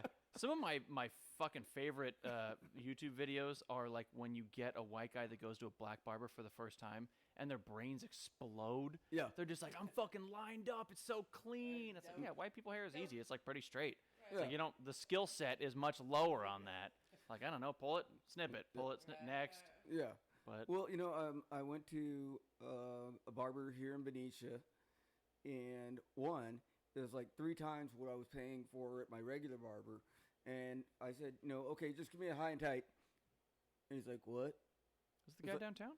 Yeah. What a shame. I'm not. What a shame. No, I'm Okay, not, I I'm not gotcha. saying anybody. I'm not Yeah, saying- I understand. Yeah, and it's like, I don't know what high and tight is. Like, Marine Corps? He came from Vallejo. Oh, well. And. The one by rookies? Yeah.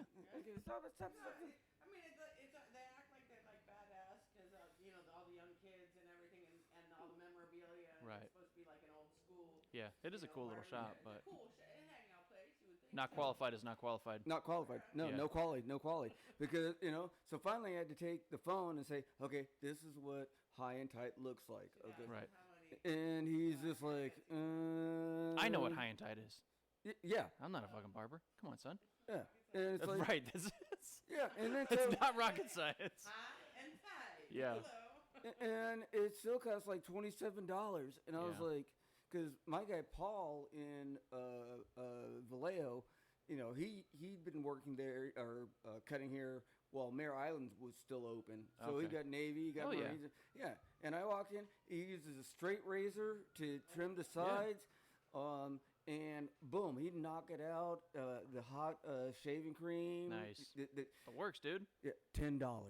Woo. Hard to make a living on $10. After 2, he started hitting the bottle. Yeah, And yeah. a little more shaky. Like, Huh. yeah, well, See, that's it's the social hour after Yeah. 2. Yeah. Before 2, it's like get your shit done. some guy with a bottle of Jack in one hand, Yeah. straight blade in the other. Ah, sit down, Bill. It'll be fine. I'm good. I'm good. You got plenty of blood.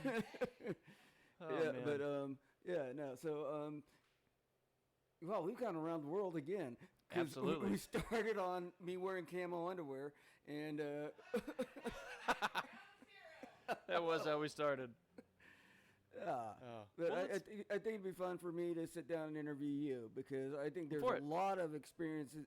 Germany, again, like I got a lot that- to say whether I'm right or not. Yeah, that thing that you welded on the back of your old pickup truck was, Yeah. I think It's you're like, 12. what were you thinking? Or Never think. uh, That's my plan. Never think. Always or seldomly think. I don't know. Depends on how much I've been drinking. Always go with the flow. Always be able to, there's always a thread of something that that most people don't think about. Nobody knows. Well, I mean, we know you got your brothers and your family, and how you developed into this amazing guy you are. One mistake at a time. Well, yes. Yep. That's the fucking truth. Yep. Well, I'm down to do that, but let's wrap this up, man, because this is by far the longest podcast, and I'm not against keeping going, but I'm absolutely gonna piss my pants. So, yeah, that will be a great topic for the next. I just don't want to clean it up. I'm not against pissing my pants, but all right, man. Thank you for doing this. I appreciate it. Thank you for having me. I know that I am kind of a scatter all over the place. It's absolutely the best. Yeah. Yeah. So I hope you guys enjoyed it. This is Bill. Will Dog is. That's the one. Yes, Will Dog, and Wolf is my sign out, and that goes all the way back to high school. You just come up with flowers with eyeballs on them? What? All right, we're ending this. Woof out. Wolf out.